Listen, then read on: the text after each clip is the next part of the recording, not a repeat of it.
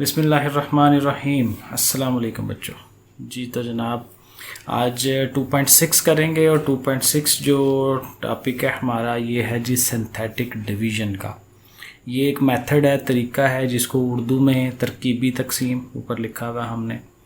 तो मेथड ये क्या है कि हमारे पास एक ना हायर आर्डर इक्वेशन होती है। मसलन अब ये जो दो दर्जी मसावात जिसको क्वाड्रेटिक इक्वेशन कहते हैं वो हमारे पास होती है। उसमें x की पावर हाईएस्ट 2 होती है, लेकिन और उसके लिए फार्मूला भी है, डिफरेंट तरीके हैं उसको सॉल्व करवाने के। लेकिन अगर हायर आ जाए, मतलब 3 पावर आ जाए, 4 पावर आ जाए, तो उसके लिए फिर ये हमें ये वाला मेथड जो है ना लगाना होता है। क्योंकि क्वाड्रेटिक के लिए तो ये जो फार्मूले वाला मेथड है, फैक्टराइजेशन वाला मेथड है, ठीक है, वो वाले हैं। तो इसमें देखें क्या करते हैं, उर्दू में मैंने लिखा हुआ है कि एक कसीर रकमी को दूसरी यक दर्जी कसीर रकमी से तकसीम करके हासिल किस्मत और बाकी मालूम करते हैं। तो इसमें एक ये काम किया जाता है कि एक बड़ी कसीर रकमी है, उसको एक छोटी यानी कि यक दर्जी यानी लीनियर जो होती है उससे हम डिवाइड करवाते हैं।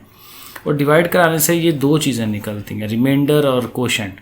ये हमने उर्दू इंग्लिश में भी लिखा हुआ है, we get remainder and quotient by dividing a higher degree polynomial by a linear polynomial. अब ये तो है थोड़ी सी तरह थ्योरी होगी। असल सवाल पे आए, सवाल इतना मुश्किल नहीं है, थ्योरी पढ़ें तो लग रहा होता है पता नहीं क्या चीज़ है। तो क्वेश्चन इजी है। तो देखें मश्क हमारी 2.6 एक्सरसाइज, और क्या कह रहा है जी, find remainder and quotient by synthetic division. क्या आपने हासिल किस्मत और बाकी मालूम करना है। तो देखें जी साथ उसने सवाल दे दिया हुआ है कि करना क्या है, किसको किस पे डिवाइड कराना है। ये हमारे पास एक पॉलिनोमियल है, इसको डिवाइड करा रहे हैं ये लीनियर पॉलिनोमियल से, क्योंकि इसकी पावर 1 होती है। तो करना कैसे है, तरीका देखें ज़रा, समझें इसका कि इसके जो कोएफिशिएंट्स हैं वो हमने लिख लेने हैं। एक्स स्क्वायर का कोएफिशिएंट क्या है 1, वो लिख लिया। एक्स का कोएफिशिएंट क्या है 7, वो लिख लिया। और ये -1 को भी साथ लिख लिया। अब जिससे जो डिवाइड करवाना है ना उसको अलहदा से 0 के इक्वल रखें, और वो जो +1 है अगर इसमें तो वो उधर जाएगा तो -1 हो जाएगा। तो x की वैल्यू आ गई -1। अब इस -1 को आपने लिखना है इधर, ठीक हो गया। अब तरीकाकार क्या है, तरीकाकार ये है कि जो फर्स्ट एलिमेंट है ना उसको वैसे का वैसे ही नीचे ले आना है हमेशा, ठीक है, कुछ भी नहीं करना, इस पर एज इट इज़ इसको नीचे ले आना है, यहाँ ऐसे लाइनें लगा लेनी है। अब क्या करेंगे, ये ज़रा ध्यान से समझने वाला है कि -1 को इस 1 से मल्टीप्लाई कराएंगे। -1 1s आर -1, वो लिखेंगे इस अगले के नीचे, ठीक हो गया। और इन दोनों को प्लस करवाएंगे, 7 में से 1 माइनस करा दें तो 6 आ जाएगा। फिर -1 को इस 6 से मल्टीप्लाई करवाएंगे, सो 6 1s आर 6 और माइनस का 6 वो आगे लिख लेंगे। और आगे ये जो -1 और -6 है मिल के कितने हो जाएंगे -7। अब आगे कुछ नहीं है, ख़त्म हो गया।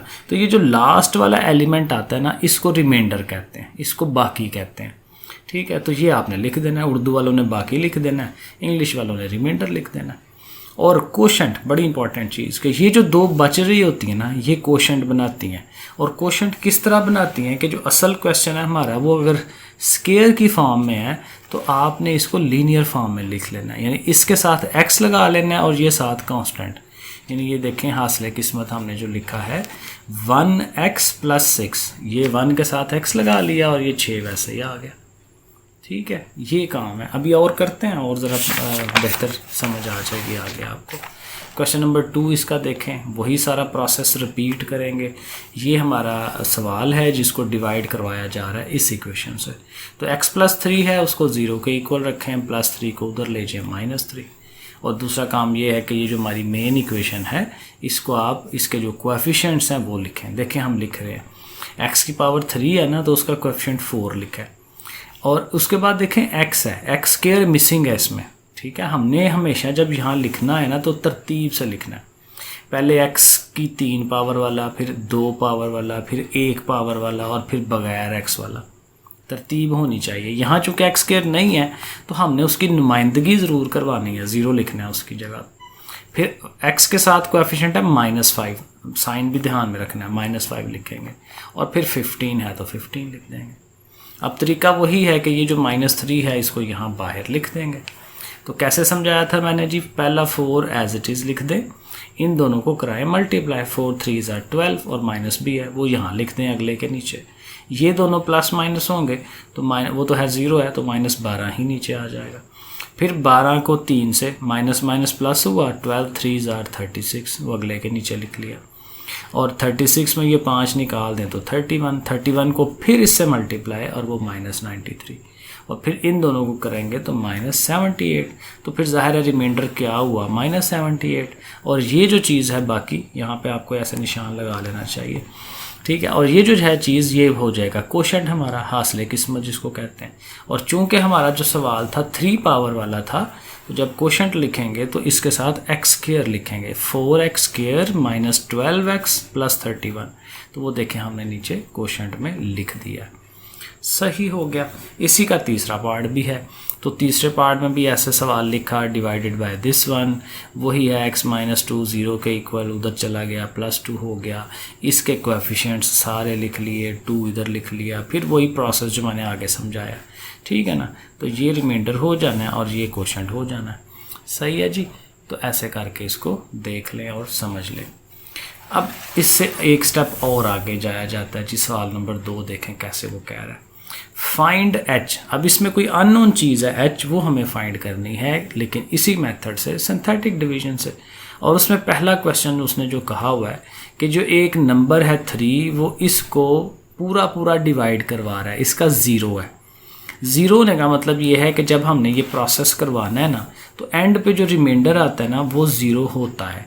बहरहाल अभी मैं करवाता हूँ कि ये होता कैसे है सवाल।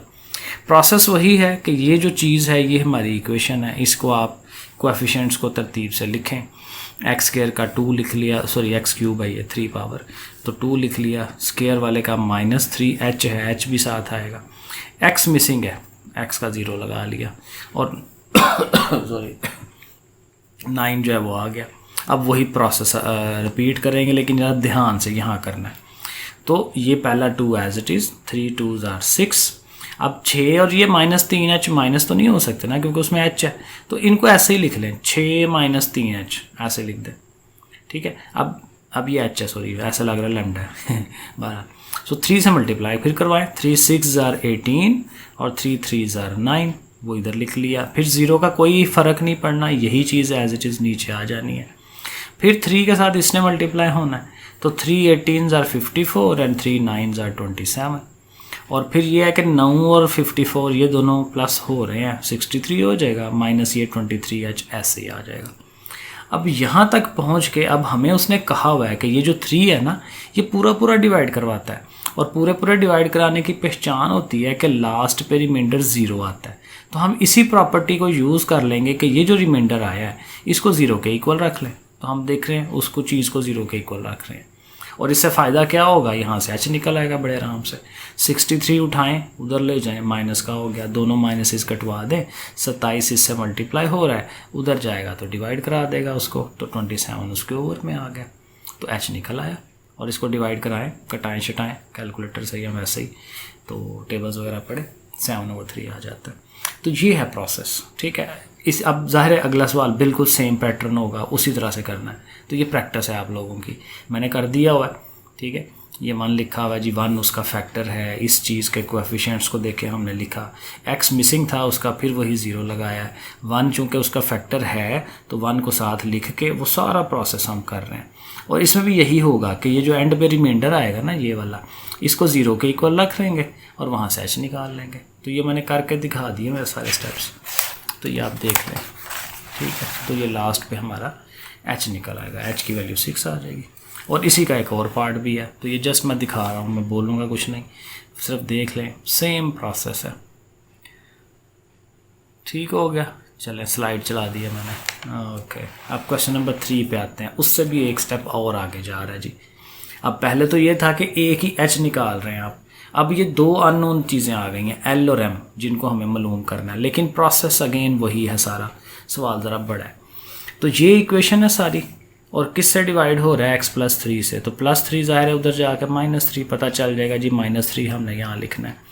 और उसके जो कोएफिशिएंट्स है वो लिखें, इसका 1, इसका 4, इसका 2l, इसका m एज इट इज़ आ गया। फिर वही पहला एज इट इज़, 3 1 जार 3, 4 में से 3 1, 3 1 जार 3, 2l-3 ऐसे ही लिख लिया, फिर इसने इससे फिर मल्टीप्लाई होना है, ये आ जाएगा।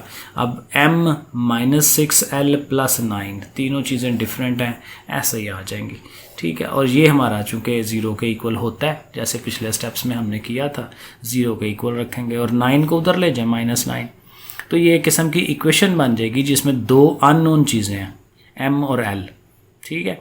अब ये इसका अकेली को नहीं सॉल्व करवा सकते क्योंकि दो चीज़ें हैं, कैसे करेंगे? तो इसके लिए एक दफ़ा फिर करना पड़ेगा, क्योंकि उसने एक तो ये कहा था ना x+3 भी उसका फैक्टर है, तो एक और उसने फैक्टर दिया हुआ है x-2, कहता है इससे भी डिवाइड हो सकता है। तो आप ज़ाहिर है इस पर भी वही प्रोसेस करें, -2 को उधर ले जाएं, +2, वही जो वैल्यूज़ है ना 1, 4, 2l और m जो हमने ये यूज़ किए हैं, इन्हीं को दोबारा लिखें क्योंकि वो भी उसी का फैक्टर है 2 वाला। तो इसको भी एज इट इज़ लिखा, वही सारा प्रोसेस 2 के लिए रिपीट करवा दें। तो पहला ऐसे ही 2 1 2, 4 और 2 6, आपको पता है ये सारा। और एंड पे जो चीज़ आएगी ये वाली, इसको आप 0 के इक्वल रख लें, तो इससे भी एक इक्वेशन बना लेंगे। तो ये हमने लिख लिया जी 4l + m + 24 = 0। तो 24 है, 24 को उधर लेंगे, माइनस का हो जाएगा। अब वो जो दूसरी इक्वेशन थी ना, वो फर्स्ट वाली, उसको इसी के नीचे लिख लें। अब नीचे लिखने से नज़र आ रहा है कि ये m कटवाया जा सकता है, लेकिन दोनों प्लस के साइन है ना, तो आप नीचे वाले के साइन चेंज करवाएं, जैसे माइनस करवाते हैं। तो ये इसका माइनस की प्लस हो गया, प्लस का माइनस हो गया, माइनस का प्लस हो गया, तो उससे क्या होगा, ये दोनों कट जाएंगे m। तो 6 प्लस का और 4 तो ये 10 हो जाएंगे, और माइनस का 24 और प्लस का 9 तो ये हो जाएगा -15, और 10 आके उसको डिवाइड कराएगा, तो 15/10 यानी कि 3/2, ये l आ जाएगा। और चूंकि l आ गया है, कोई एक इक्वेशन पकड़ें और उसमें l की जगह वो वैल्यू पुट करा दें, -3/2 वहाँ पुट कराएं। अब इसको सॉल्व करवाएंगे, 2 1 2, 2 2 4 और ये 2 3 6 हो जाएगा, -6 उधर जाके प्लस का 6, तो और 24 में से 6 निकाल दें तो 18 हमारा आंसर आ जाएगा। ये है जी। अब क्वेश्चन नंबर 4, अब यहाँ कहता है कि तरकीबी तकसीम से हल करें, सोल्यूशन निकालें। अब जैसे इक्वेशंस होती हैं ना, जैसे अब ये 3 पावर वाली इक्वेशन है, तो हमें क्या होता है कि इसके 3 आंसर्स आते हैं, ठीक है।